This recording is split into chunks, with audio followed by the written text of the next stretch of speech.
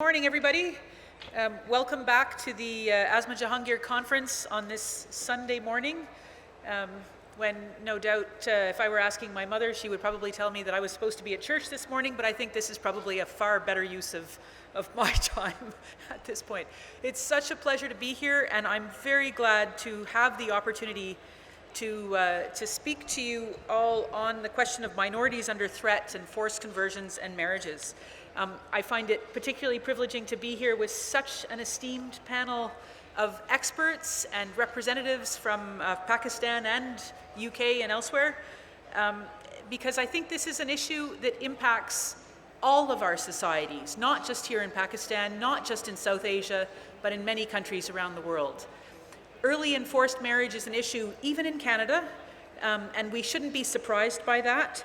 When I was looking up statistics of what actual impact this had in my own society, there is about 1% of all girls in Canada are married before the age of 18. It doesn't feel like a very large number, but when you look at it with unaggregated data, it is actually a significant number of people.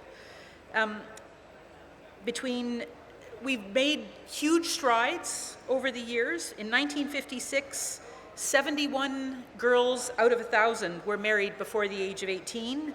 By 1990, that was down to 10 girls out of 1,000 that were married before the age of 18. But that number has remained fairly steady since that time, and so that it does indicate that there's a lot more work to be done. In Canada, nearly all of the early marriages are either in our Aboriginal communities, so Canadian First Nations, or in small religious groups that are in a couple of provinces, primarily British Columbia and Quebec. Why that is for a number of different reasons. Some of it is societal and cultural. Some of it is a result of expectations of parents. In many cases, especially in our Aboriginal communities, it's as a result of poverty and lack of opportunity, and because of broken families in other areas. So it's really important to try and unpack this issue, and I'm sure we will be hearing from the rest of the panel members far more in great detail. But over the course of the globe, about 12 million girls are forced into marriage before their 18th birthday. As I said, it's an issue across the globe, but most prevalent in South Asia and in Sub-Saharan Africa. And a big part of that is due to poverty, and it's due to marginalized communities. It is something that has immediate and very devastating impact on young women. Women that are married, girls that are married before the age of 18, tend to have less control over their bodies, less control over family planning, family spacing, the decision to have children. They are more likely to be out of school.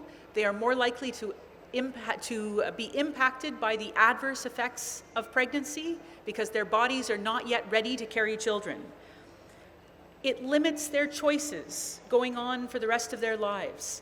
If they don't have an education, if they are forced into marriage, if they are not able to complete their schooling, they're not able to have access to the type of jobs, professional opportunities, access to income that other women do. This is particularly devastating for marginalized communities, as I said earlier, particularly for here in Pakistan, that is religious communities. In Canada, it can be on occasion ethnic communities, and so it really deserves our attention. I'm always encouraged when I speak to a forum like this to do a little bit of public education on Canadian programming.